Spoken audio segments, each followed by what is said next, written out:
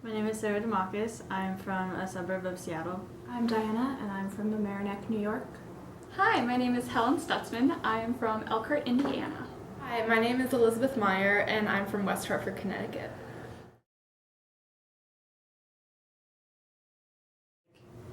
Made me feel really bad about myself. Kind of like you're dumb and you're not good enough to go to a good college, even though I was so certain that I was good enough to go to a good college, just because I love learning so much. But because of these scores, you just kind of makes you second guess your own abilities and your own intelligence.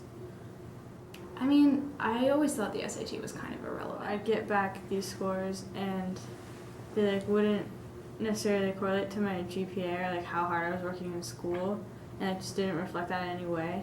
And a lot of it is just based on really silly things like how much money you have and what cultural background you have and stuff like that. And High school, I was in the top 10 student. That really deterred me, and I was 100% convinced that with that score there was no way I was going to make it into the kind of colleges I wanted to apply to. So I ended up retaking it, trying to improve my score. Proper reflection of how well I studied for how to take the SAT, which is an extremely particular type of questions, type of skills that you need to have, and it doesn't really apply to anything you learn in school or anything you learn or use in the real world.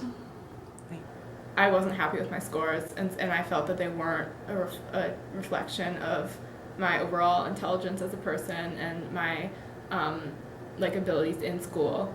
And it was only with a lot of tutoring and about the strategy more than the material that really helped me. I felt like it was more not necessarily a reflection of my intelligence, but more just a reflection of the preparation I had done and the strategies I had learned to kind of beat the types of questions on the test. I think that we all have abilities that are really important, and having a numerical number on that ability isn't fair for anyone, you know. So how can you really quantify someone's intelligence? I don't know. I mean, I think the SAT scores are a little silly, honestly, because you're really not tested on content, or it's not even really an IQ test. It's a test on how well you learned how to take the test, and I just didn't care anymore. I want to say that stopped when I got into college, but I really don't think that that's the case. You get those feelings that you have of anxiety and what your score was, and being kind of ranked on a scale from the smartest person in America to the not smartest person in America based on score, stays with you. It's why you remember what your score was. I think that you can only really say that it didn't affect you if you say that I don't know what my score was. That's when I'm oh, cool, that you didn't feel like it affected you because you didn't even know what your score was. You don't really care. As long as you still remember what your score was. I'm about to turn 22 and I know what my score was. I know what my number was. I know how I rank against my peers. That means it's still affecting me.